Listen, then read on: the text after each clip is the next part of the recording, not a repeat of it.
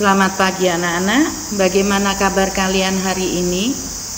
Bu Guru selalu mengharapkan kalian dalam keadaan sehat dan tetap bersemangat di dalam belajar. Walaupun sekarang ini kalian masih belajar di rumah bersama orang tua dan sanak saudara kalian.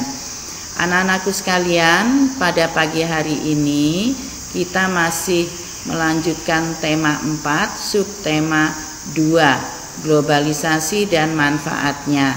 Pelajaran yang kita pelajari saat ini adalah IPS. Jadi anak-anak, sebelum pembelajaran kita mulai, mari kita berdoa terlebih dahulu agar pembelajaran kita ini dapat berlangsung dengan lancar. Mari anak-anak, sikap berdoa. Berdoa dimulai.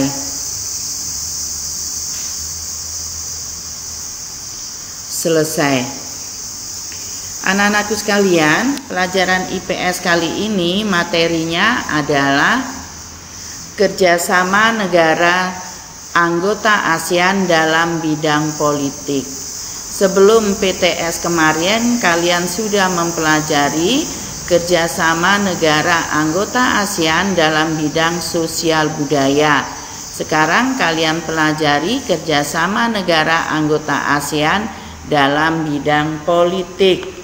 Kerjasama negara-negara ASEAN di bidang politik didasarkan pada sistem hukum internasional. Hal ini dimaksudkan agar kerjasama yang terjalin tidak menyebabkan sengketa internasional karena perbedaan sistem politik di berbagai negara.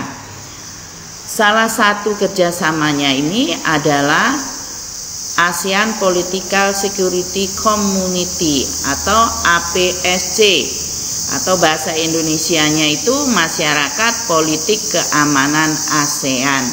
Tujuannya APSC ini adalah untuk mempercepat kerjasama di bidang politik dan keamanan di ASEAN, serta mewujudkan perdamaian antar anggota ASEAN dan juga dunia.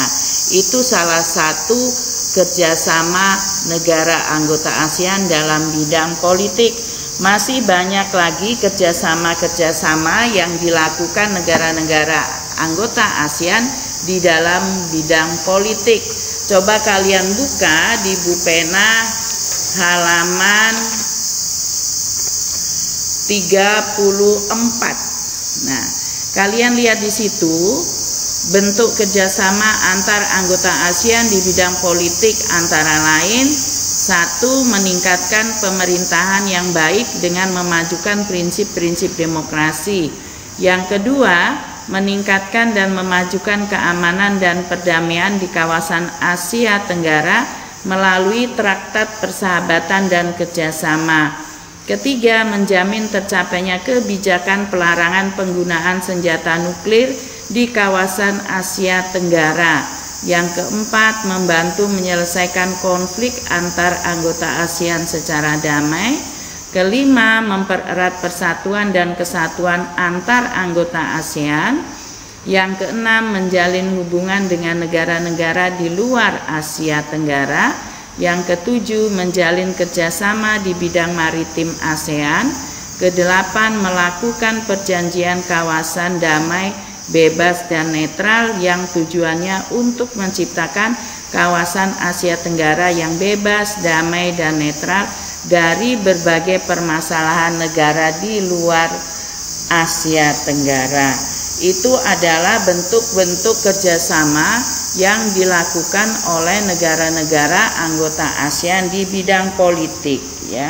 Selain itu pula ada bentuk kerjasama yaitu pengiriman duta dan konsulat. Keberadaan duta dan konsulat ini diperlukan untuk mewakili negara asal dalam hal berdiskusi, menjalankan perannya, serta dalam stabilitas politik di ASEAN. Pengiriman duta dan konsulat ini merupakan hal yang rutin dilakukan agar wakil negara selalu ada dalam menjalankan fungsi dan perannya sebagai bagian dari ASEAN. Nah, juga ada bentuk kerjasamanya yaitu perjanjian ekstradisi ASEAN. Perjanjian ekstradisi ASEAN, negara ASEAN ini merupakan bentuk kerjasama dalam bidang politik dalam menangani tersangka kejahatan yang melarikan diri di kawasan negara-negara di ASEAN. Itu ada perjanjian ekstradisi ya. Jadi menangani tersangka kejahatan yang melarikan diri di kawasan negara di ASEAN. Jadi kalau ada penjahat yang ada di Indonesia lari ke negara Singapura karena ada perjanjian ekstradisi ASEAN tersebut, maka penjahat tersebut dapat ditangani ya, dapat ditangkap. Itu namanya ekstradisi ASEAN. Dan juga tadi Bu Guru juga sudah menjelaskan kepada kalian itu melakukan perjanjian kawasan damai, bebas dan netral atau SOFAN ya. SOFAN itu adalah kerjasama negara-negara di ASEAN untuk menjaga masing-masing negara agar tetap damai. Itu perjanjian SOFAN ya.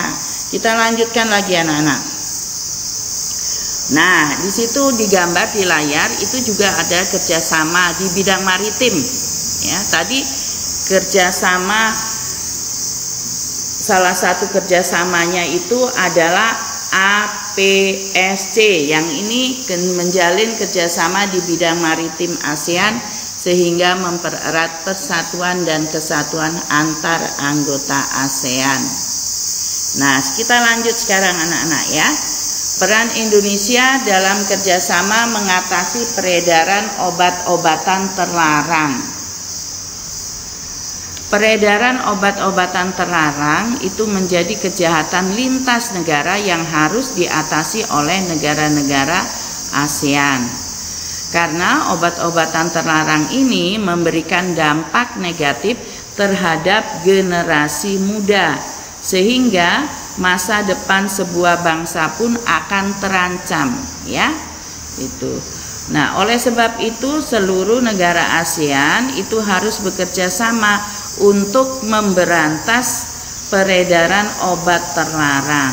Di sini Indonesia juga ikut berperan di dalam memberantas peredaran obat terlarang. Lanjut. Kepolisian Indonesia itu seringkali menangkap pelaku peredaran obat terlarang yang berasal dari negara-negara anggota ASEAN. Indonesia kemudian memberikan hukuman terhadap pelaku sebagai efek jera dan mengurangi peredaran obat terlarang di masyarakat. Nah, anak-anak, cukup sekian dulu materi kita pada pagi hari ini.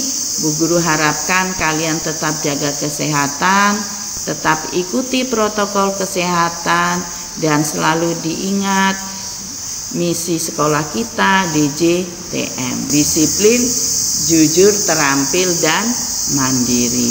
Jadi anak-anak, terima kasih, selamat pagi.